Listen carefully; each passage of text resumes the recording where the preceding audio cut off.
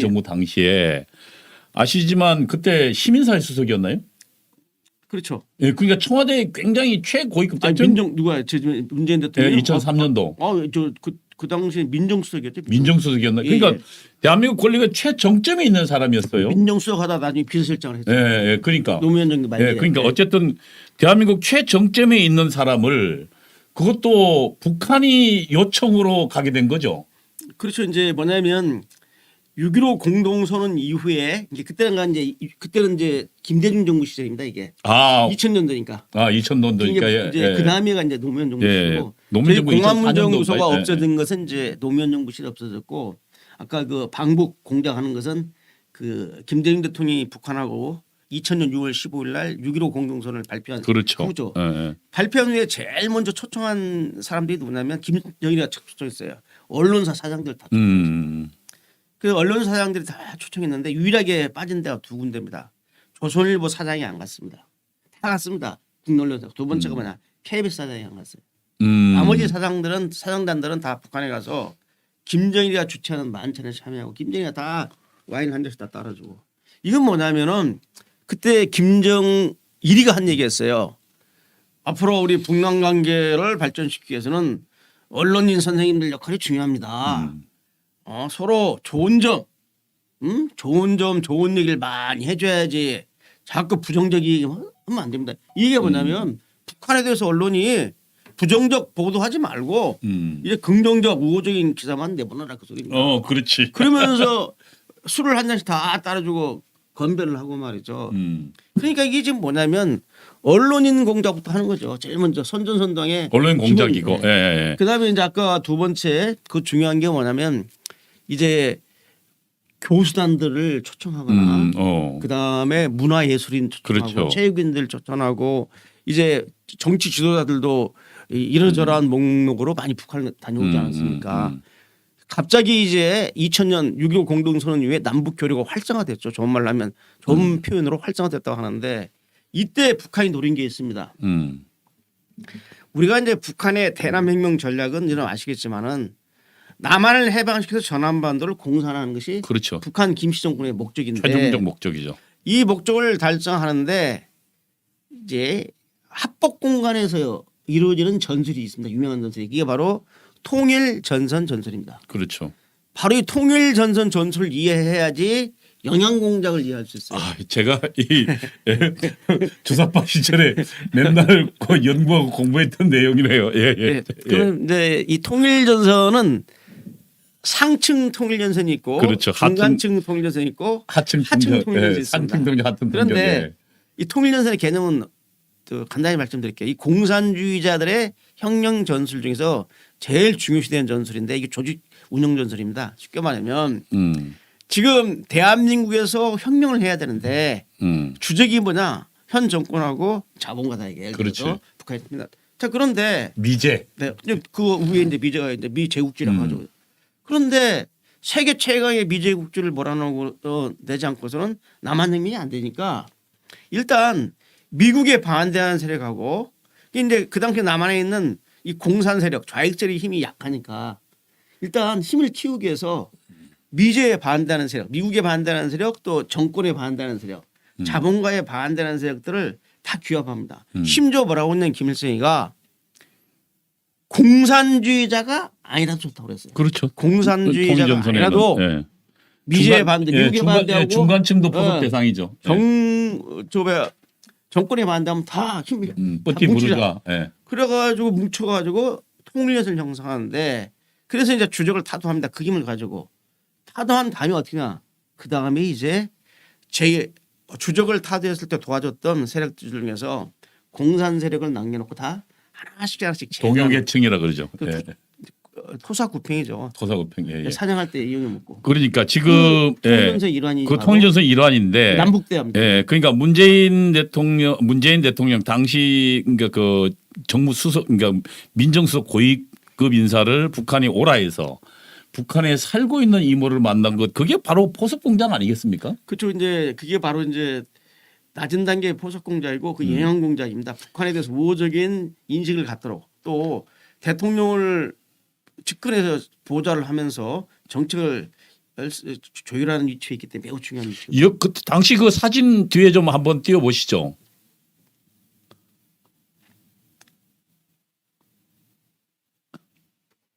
예. 이게 지금 사실은 북한이 당시 이제 그 남쪽으로 귀순한 세력은 그 반영명 문제 아닙니까? 그렇죠. 예. 반영명 특별 관리되는데 저 사람을 지금 그 문재인 대통령 북한 요청에 의해서 문재인 당시 수석이죠. 만나기 자체가 북한의 공작이죠, 저거는. 그게 이제 북한으로 초청을 해서 원래는 이제 공식 대표단으로 갔다가 본래 특별히 그때는 문재인 대통령이 아니죠. 예, 문재인 민정수석이죠. 그걸 갖다가 직접 이제 만나게 해준 거죠. 특혜를 베푼 건데, 예. 자 생각을 해보십시오. 오랫동안 헤어져 있다가 자기 혈육을 만나게 되면은 마음이 어떻겠습니까? 마음이 확 돌아들죠. 그렇죠. 그러면 저때 생각은 두 가지일 겁니다. 첫째는 일단 남과 북이 통일이 돼야겠다. 그래서 이렇게 이산 가족의 비리를 안 느끼겠다는 생각이. 그건 모든 사람이 다 갖게 됩니다. 근데 그 다음 생각은 뭐냐면 남과 북이 잘 지내야 된다. 이제 북한을 적대시하면 안 되고 남과 북이 잘 지내야지 우리 이모님, 우리 형제들, 우리 혈육들을 그렇지. 무사히 앞으로 웃으면서 만날 수 있겠다. 그리고 북한에 뭔가 좀 그 강경 발언을 할 때가 돼도 못하죠. 북한에 있는 이모 생각에서. 저게 예. 저게 지금 인질 공작이면 일종의 인질이죠. 그렇죠. 북한에 있는 가족들하고 친지들은 다 인질이 되는 거죠. 얼굴이 닮았어요. 그 문재인 대통령의 지금 당시 얼굴을 보면 이모랑 턱이 같아요. 근데 지금 엄마랑은 별로 안 닮았고. 예? 그 참 그래서 여러 가지 우리가 이렇게 얼굴 생긴 거 가지고 지적하기는 뭐 하고요. 일단 저기서 중요한 게 뭐냐면 일단 사상적인 이러한 지향점에서 이제 반북 이게 북한에 대해서 적대적인 생각, 북한에 대해서 부정적인 생각, 북한에 대해서 경계심을 갖는 것들이 다 저기서 이제 무너지고 친북, 북한에 대해서 우호적으로 긍정적으로 이렇게 보는 시각이. 그러니까 그 이후에 문재인 그 대통령의 행적이 굉장히 좀 수상해요. 그러니까 예를 들면 문재인 대통령이 되고 난 다음에 아시지만 우리 이동열 원장도 잘하지만 이석기를 사실은 단독으로 사면하고 복권시키잖아요. 그리고 그 이듬해 이석기가 그러니까 통합진보당의 2번으로 국회의원에 들어가잖아요. 그리고 거기에 대해서는 그 북한의 공작적 지시도 있잖아요. 이제 우리가 여기서 얘기할 때 북한이 지령을 내서 이석기를 석방한다 이런 얘기를 하려면 이제 우리가 증거 있어야 되고 그냥 내 자기 아니, 생각에 여러 가지 정황상의 의견이 있는데 그래서 그런 얘기는 이제 저희가 할 수 없지만 충분히 정황상은 북한이 이렇게 풀어줘라 안 해도 풀어줬다 안 해도 자기들은 동지로 생각하니까. 아니 그리고 이석기를 단독으로 딱 한 명 꼭 집어서 그 글을 사면시키고 복권시켰잖아요. 그렇죠. 그리고 정말 그 뭐 배날 까마귀 날자 배 떨어진다고 그 이듬해 그 사면 복권 되자마자 그 이듬해 통합진보당에 그것도 그렇죠. 2번으로 비례대표로서 국회로 들어가고. 그것도 부정으로 된 거죠. 그것도 부정으로 조정을 해서. 그러니까 그런 것들을 비춰봤을 때 저는 사실은 상식적으로 정말 그 북한과 놀라울 정도의 교감이 있지 않고서는 불가능하지 않나라는 추측이 함정 의심이 가능하다라는 생각을 해보고 일단은요 저렇게 이제 북한을 일단 갔다 오면은 첫째는 북한에서 방북자들한테 북한의 좋은 모습만 보여줍니다. 어디 가나 환영을 합니다. 왜냐하면 목에다 이렇게 아까 저 문재인 대통령 목에다 걸었잖아요. 아이디 카드를 걸었는데 저희들도 북한 갈 때 가면은 어딜 가나 박수를 쳐요. 환영합니다. 남조선 동포들 환영합니다 하고 친절하게 합니다. 그러니까 일단은 북한에 가서 한 3박 4일이나 일주일 있다 보면요. 이 머리가 이제 완전히 북한도 우리 같은 사람이다. 두 번째 이 전쟁 나면 안 되겠다. 북한하고 아주 잘 지내야겠다. 뭔가 좀 굴욕적이더라도 그렇죠. 어쨌든 전쟁만 안 된다. 그다음에 북한이 어려우니까 북한 좀 도와주자. 이런 생각으로 가면서 이제 아까 같이 그게 예한 공작이죠. 그게 사실은 북한 동포들을 돕는 게 아니고 그 김정은 정권을 돕는 거잖아요. 그렇죠. 이제 우리가 보통 이제 북한을 얘기할 때 북한을 실질적으로 통치하는 이 김씨 집단하고 일반 북한 동포하고를 사실상 분리해서 정책을 펼쳐야 되는데 현실적으로 그 이론적으로는 그게 중요한 대목이지만 사실상은 힘들어요. 왜냐하면 남북한이 자유민주로 통일됐을 때는 이제 우리가 대할 때 북한의 상층부하고 그다음에 일반 동포를 분리해서 대해줘야 되지만은 지금 남북이 대처하는 상태에서는 전쟁이 나면은 총을 누가 겨눕니까? 그 김일성, 김정일만 겨누는 게 아니라 그 밑에는 북한군들이 총 우리한테 겨누잖아요. 그렇죠. 그 다음 북한 동포 아닙니까? 어떻게 이변화시킵니까? 단일 세포로 김씨 집단에서 충성을 다하면서 남한 영변을 하기 위해서 싸우는 전사라고 생각하는데 그렇기 때문에 남북이 통합 이후에는 당연히 분리해서 우리가 대우를 해줘야 되지만은 남북이 대처해 있는 상황에서는 북한 일반 동포들하고 그 북한의 상층부하고를 사실상 분리한다는 불가능하다. 다만 그 중에서 이 김씨 집단에 대해서 반감을 가지고 있고 이러한 자유를 갈망하는 북한 동포에 대해서는 당연히 우리 품으로 지금도 우리 탈북민들 우리가 받아주지 않습니까? 이런 생각을 좀 가져야 되죠. 그러니까 최근에 그러니까 문재인 대통령이 어쨌든 이렇게 뭔가 포섭 공작에 당하지 않았냐. 당시 기사도 보니까 기사 한번 띄워보실래요? 그 자유한국당에서도 뭔가 좀 굳이 포함시킨 것은 이유가 있을 수 있다. 뭔가 다른 이유가 있을 수 있다. 의혹을 제기했고 예. 그다음에 북한인구 송봉선 소장이 유리하다고 판단해서 그렇게 접근할 수 있겠죠. 그런 게 대납 전략 전술이라고 이야기했단 말이에요. 이게 지금 우리 유동열 원장께서 이야기한 그냥 영양공작. 영양공작으로 그러니까 이미 당시에 넘어갔다고 그도 이미 봐야죠. 전문가들이 예. 문제점을 제기했고 그리고 유동열 원장 분석대로 영양공작에 넘어갔다. 그래서 영양공 넘어가고 나니까 예를 들면 북한에 대해서 뭔가 유화적 제스처만 생각하고 예? 예. 우리가 강경 이야기할 때도 계속 유하고 그다음에 북한에 뭔가 퍼주자 계속 그렇게 이야기하고 또 북한에 자기 임무가 있으니까 사실상 인질로 잡혀 있는 거잖아요. 그렇죠. 그러니까 이제 우리가 이렇게 이해하시면 됩니다.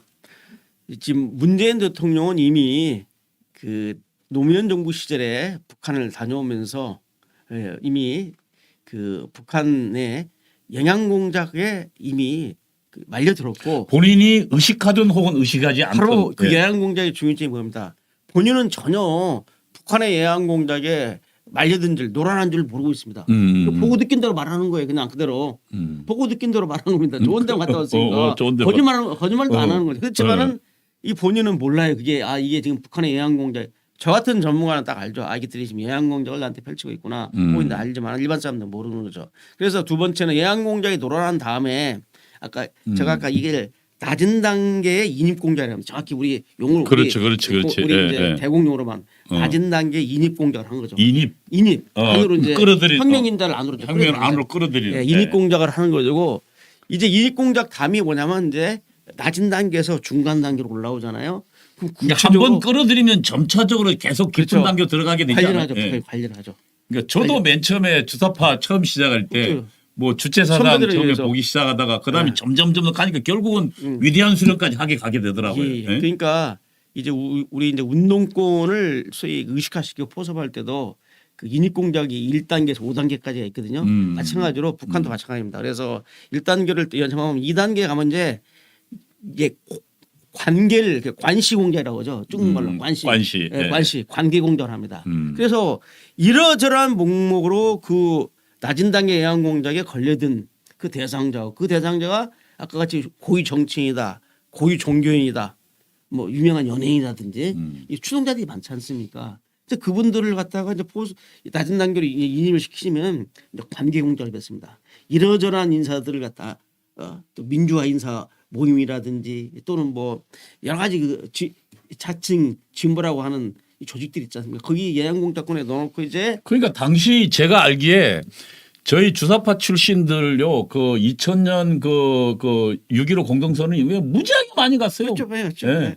그때 특히 뭐 어디까지 금강산 관광이라는 명목으로 엄청나게 다녀오면서 그거 말고도 또 따로 뭐 예를 들면 북한한테 예를 들면 뭐 도와줘야 된다고 가고 그렇죠. 북한 독기운동 한다든지 뭐 한다 가고 하여튼 뭐 제가 아는 그 주사파 전대협 출신들 안 간 거의 놈들이 없을 정도 다 갔어요. 그러니까 그게 나름대로 북한의 영양 공작이죠.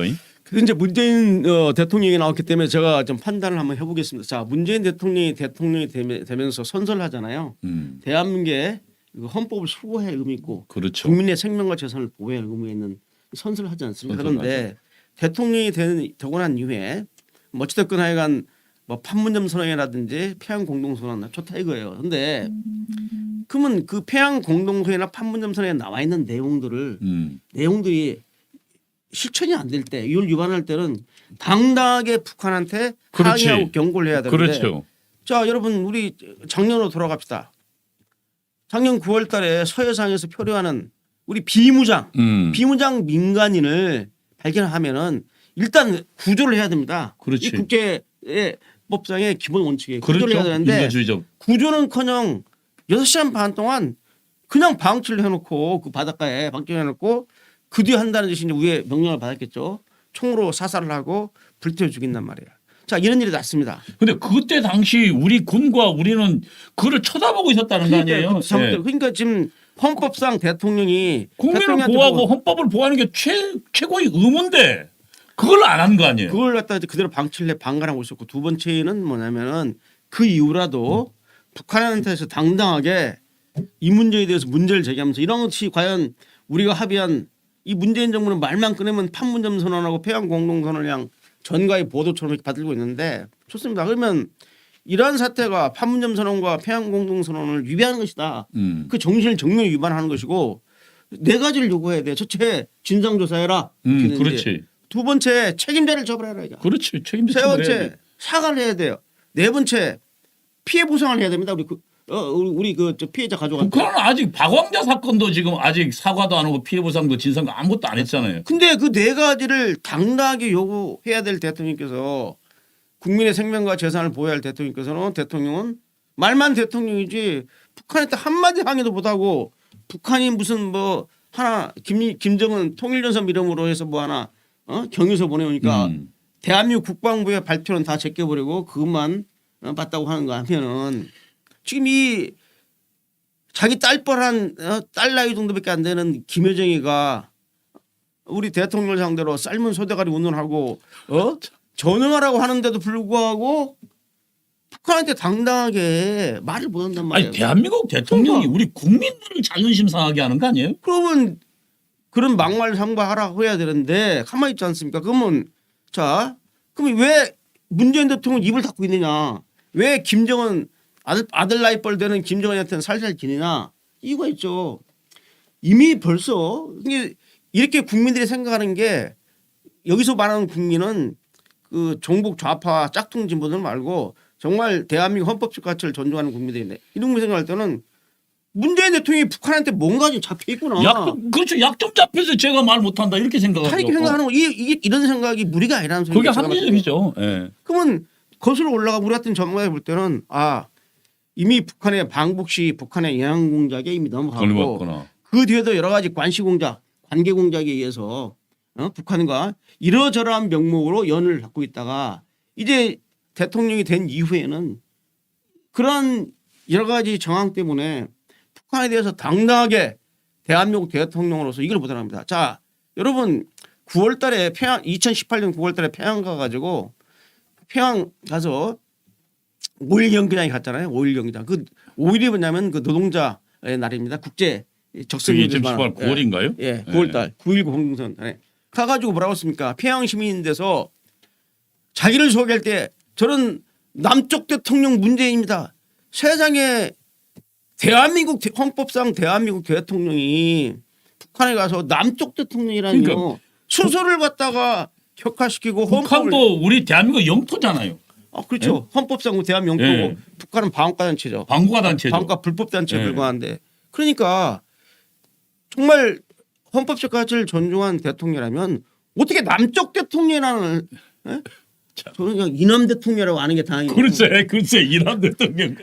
아니 위대한 그리고도 그런 안 해도 다행이야. 자기가 뭘 잘못했는지도 모르고 정말 우리 대한민국의 국민들의 이 자존을 이렇게 진뭉이 되는 겁니까? 자기 혼자 몸이 아니지 않습니까? 그러면 문재인 대통령은 대한민국 대통령이 아니라 자기만 지지하는 남쪽 종북을 대변하는 짝퉁 진보들을 대변하는 대통령이냐 이렇게 말을 해도 할 말이 없을 겁니다. 그러니까 이제 지금 우리 국민이 대통령에게 권력을 위임할 때는 헌법적 테두리 안에서 권력을 위임한 거거든요. 그러니까 우리 헌법이 이야기하는 건 대한민국 대통령은 대한민국의 영토 내 한반도에 예를 들면 주권을 지니고 있고 국민의 입장을 대변해야지 그 북한에 넘어가서 남쪽도 그건 헌법 위반이죠. 당연하죠. 그래서 네. 지금 뭐냐면은 그게 그러니까 유동열 원장님 제가 생각해 보기에는 적어도 북한의 영양 공작 혹은 포섭 공작에 넘어갔고 그다음에 북한에 있는 그 자기 친척들이 거의 인질 상태로 잡혀있기 때문에 아무런 일도 못 북한에 보기에는 매우 공작하기 좋은 대상 아닙니까? 그래서 이제 북한이 이 그 공작을 할 때 제일 중요시 여기는 게 간첩을 난파시키는 공작에서 중요한 시하는 게 연고소는 공작이라는 게 그렇죠. 있습니다. 연고소는. 연고소는 뭐냐면 그 남한에 있는 친척들 피는 물보다 진하기 때문에 친척들을 먼저 포섭하는 겁니다. 그렇죠. 저 월북한 형이 갑자기 60년대에 말에 내려봤어요. 운동 찾아가는데 간첩 신고를 못 하잖아요. 자기 형을. 차마 북한으로 끌려갔다는 소리는 들었는데 나타났단 말이야. 그건 간첩 아니고 그렇지. 뭡니까? 몇십 년 만에 나타났는데 그런데 신고를 못 하는 게 뭐냐. 바로 그 연고선. 그래서 북한은 대남 공작을 할 때 연고소는 공작을 매우 중요시합니다. 그래서 초기에 통일혁명당 간첩단 사건도 간첩 김성무하고 김승희가 내려와서 하는 게 그 연고선 공작을 했거든요. 마찬가지입니다. 그래서 지금 그 아까 제가 여러 가지 개념이 나왔어요. 영양 공작이라는 심전 공작도 있고 두 번째는 이제 이 연고선 공작이라는 얘기가 나왔는데 연고선 공작은 바로 남한에 있는 친지들 이러한 것들을 통해 연고선 공작. 연고. 나 연고가 있다고 합니다. 그렇죠. 2년 연자에다 예. 연고선 공작을 해서 끌어다니는 겁니다. 그런데 그 낮은 단계 때는 본인이 북한에 포섭된지를 모릅니다. 당사자는 낮은 단계 때는 몰라요. 우리 같은 전문가들은 낮은 단계 때는 자기가 북한에 포섭되었고 북한의 영양 공작을 놀아나 가지고 지금 이용당하고 있다는 것을 모릅니다. 그렇지만 이제 중간 단계에 가면 압니다. 왜? 아까 그 관계 공작을 통해 가지고 이것저것 낮은 단계에 지령을 내리거든요. 지령을 어떻게 내냐면 처음부터 간첩 활동시키는 게 아니라 김 선생, 문 선생 거기 그 우리 남조선 부산에 내 가까운 친척이 있는데 친척이 어딘지 모르겠는데 문 선생이 한번 찾으십시오. 그 사람 찾아달라는 데까지 그 뭐 그렇지. 높은 데 있는데 그거 못 찾겠습니까? 그렇지. 신원주의 하면 딱 두드리면 나오는데 나오지. 그게 낮은 단계입니다. 이 낮은 단계 지령을 주는 거죠. 그래서 점점 이제 단수를 높이는 거죠. 그래서 완전히 이제 목줄을 딱 잡고 있는 거죠. 그걸 또 다 녹화를 하고 제가 녹음을 해가지고 말 안 들으면 폭로하겠다고. 제가 이번에 어제이죠.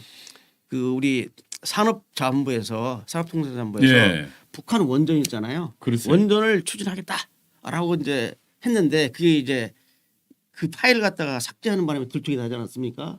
그래서 났더니 지금 이제 이 정부는 자기들은 전혀 그런 사실이 없다고 좀 오리발하고 산업자원부 공무원이 아이디어 차원에서 제가 공무원 생활을 25년 동안 했지만은 자기한테 주어진 임무하고 상사가 시키는 임무를 수행하기도 바빠 죽겠는데 어디 할 일 없어서 아이디어 차원에서 누가 장관도 안 시키고 아무도 안 시키고 지가 북한 원전 추진 방안을 그렇게 한다는 민감한 일을 또 이거 정말 말도 안 되는 상식에 어긋나는 소리입니다. 솔직히 얘기하시면 되는데 그래서 제가 이거 왜 이 얘기를 좀 꺼냈냐면은 문제가 좀 중요합니다. 제가 어제 그 유동열의 안보전사이라는 안보전 전문 유튜브 방송 제가 운영하고 있는데 어제 제가 발표했지만 이 문제는 지금 여야 간에 진실 공방을 벌이고 있는데 사실상은 지금 이거에 칼자루는 누가 쥐고 있느냐 여야가 쥐고 있는 게 아니라 문재인 정부하고 야당이 쥐고 있는 게 아니라 또 국민이 쥐고 있는 게 아니라 김정은이가 쥐고 있습니다. 자, 예를 들어 보세요. 북한의 원전을 건설하겠다고 제안을 하고 USB에 담아서 준 것이 사실이라고 한다면은 김정은이가 얼마나 좋겠습니까? 지금 이쪽에서는 아니라고 하잖아요. 그렇지. 그 북한에서는 아주 나쁜 놈들 이놈들은 꼭 녹음을 하고 근거를 남겨놓습니다. 그래가지고 이제 이 비밀 접촉을 통해서 야 니들이 거짓말하는데 우리 요청 안 들어 좀 까버리겠다. 그렇지. 그럼 어떻게 할 겁니까? 근거를 자기들이 갖고 있으니까. 자기들이 지금 아니라고 그랬는데 인정을 했으면 몰라도 아니라고 그랬는데 그러면 일단 김정은이 칼자루에 두고 있는 거죠. 두 번째는 뭐냐면 실제로는 정말 준 적이 없어요. 북한한테 원전을 제안한 적도 없고 USB에 담아준 적도 없다 이게야. 그런데도 불구하고 김정은이가 슬쩍 집어넣으면 집어넣는 게 아니라 우리 받았다. 그리고 진위를 확인할 길도 없잖아. 하면서 지금 문 정권이 거짓말한다라고 얘기해버리면 자 진실을 인정해도 인정 안 해도 지금 이 문제는 이래도 저래도 외통수 걸린 거네. 외통수 걸린 거죠. 그러니까 지금 문 정부는 남은 임기를 제대로 관리하려면은 북한이 시키는 대로 북한이 마크 공작에서 요구하는 대로 북한 측 입장을 들어줄 수밖에 없는 상황이고 또 북한 김정은이가 머리가 비상한 놈이거든. 나이는 어리지만 이런 상황에서 제가 볼 때는 이번 지금 원전 추진 그 게이트는 지금 칼자루를 누가 짚고 있느냐 북한 김정은입니다. 그래서 문재인 정부와 북한에 대해서 이렇게 강경하게 또는 강경 못해 원칙대로 법원칙대로 북한을 대할 수가 없고 북한이 아무리 욕을 하고 비방을 하고 김여정을 내서 비방을 해도 우리 국민을 죽여도 개성공단을 폭파시켜도 그냥 입 닫고 가만히 있어야 하는 이유가 그런 데서 연유되는 게 아닌가 하는 생각을 가지고 대한민국 국민은 굉장히 불행한 처지에 있는 거네요. 지금 우리 대한민국 현대 역사상 정말 그동안에 많은 정권이 들어갔지만 이 문재인 정권처럼 이렇게 무지막지한 폭정을 저지르면서 국민의 자존심을 우리 여기서 말하는 국민은 제가 말합니다. 대한민국 국민이라고 다 국민이 아니에요. 그 종북 세력들 북한 김정은을 추종하는 김정은 뽀이들이라든지 사회주의 운동하는 세력들 짝퉁 진보들 제외하고 대한민국의 자유민주적 헌법적 가치를 존중하는 이러한 국민들의 자존을 완전히 무너뜨리고 우리의 미래와 희망을 갖다가 잘라버리는 그러한 그 중대한 문제가 지금 2021년 지금 대한민국의 상황입니다. 참 저희가 문재인 대통령의 문제를 생각하면 정말 어디서부터 어떻게까지 우리가 해야 되는가에 대한 정말 여러 가지로 걱정이 앞을 바릅니다. 우리 유동열 원장께서는 우리 앞으로 한국의 예를 들면 보수주의 운동 혹은 또 대한민국 국민들이 어떻게 생각하고 어떻게 활동해야 된다고 생각하십니까? 자, 세 가지입니다. 여러분 지금 그 대한민국의 그 이념적 지평이나 우리가 활동의 그 근거를 활동의 기준을 자꾸 보수다 진보다 또는 뭐 좌다 우다 좌파다 우파다 이런 식으로 몰고 가시지 마시고 대한민국 헌법적 가치 우리는 대한민국 헌법적 가치를 수호하고 이걸 발전시키는 세력이다. 바로 우리는 헌법적이란 말이야. 그렇지. 그러면 지금 우리가 좌우로 나누면요 뭐 사상론을 제기하네 색깔론 제기 안 하고 나오는데 우리는 대한민국 헌법에 부합하는 일을 하면은 옳고 이것이 나의 행동의 우리 대한민국 애국 세력의 행동의 기준이다 말이야. 그렇죠. 우리 기준이 있죠. 헌법이잖아요. 그런데 이 헌법에 위배되는 활동하는 세력은 반헌법 세력이고 그 세력은 우리가 당연히 맞서야 된다. 여러분 하나만 더 말씀드리겠습니다. 두 번째. 그래서 이제는 우리가 그런 인식을 가져야 돼요. 우리는 자유민주 세력입니다. 두 번째는 뭘 얘기해야 되냐면은 자꾸 이 민주주의 자유민주주의라는 것은 포용을 해야 된다. 이게 이제 새롭게 대통령이 당선되면 자기를 지지하거나 지지하지 않는 모든 국민을 하나로 아우리면서 하나로 묶어가지고 국민 통합을 해야 되는데 이 문재인 정부는 국민 통합을 하는 게 아니라 자기를 지지하지 않고 자기에 대해서 문제를 지적하는 사람들은 다 적대시하는 일종의 적폐 세력으로. 그래서 대통령이면 국민을 통합시켜야 되는데 국민 통합이 아니라 국민 분열을 정치를 하고 있다는 것을 말씀드립니다. 이거에 대해서 우리는 분명히 인식을 가져야 되고요. 세 번째는 뭐냐면 지금 대한민국 헌법을 위배되는 반헌법 세력들은 포용의 대상이 아닙니다. 국민 통합의 대상입니다. 그렇죠. 국민 통합의 기준은 대한민국 헌법에 충성하는 자를 놓고 비록 대통령은 반대하고 그 대통령을 지지하지 않았 선거 때 지지하지 않았지만 이 사람들이 헌법에는 충성한단 말이야. 그 헌법에 충성한다면 다 국민 소위 통합의 대상이지만은 헌법을 부정하고 이를 갖다가 뒤엎으려는 세력들은 소위 속칭 말하는 종북 세력들은 종북 사회주의 세력은 이건 화해의 대상도 아니고 통합의 대상도 아니고 포용 대상이 아니라 척결의 대상입니다. 그럼요. 그리고 사법 처리의 대상이에요. 그렇죠. 자꾸 이제 뭐 통합하니까 그렇죠. 북한까지 통합을. 북한 김정은까지 통합하자는 이를 또 추구하는 이 종북 저는 김정은 뽀이라고 합니다. 이 김정은 뽀이들까지를 통합하자는 건 절대 아니다. 이거에 대해서 분명한 의식을 가져야 됩니다. 예. 이 경계가 불분명해지면은 우리의 대한민국의 헌법적 가치가 훼손이 되고 결국 우리가 지킬 수가 없는 거죠. 예, 국민 여러분 그리고 노아라TV 시청자 여러분, 대한민국이 위기에 처했습니다.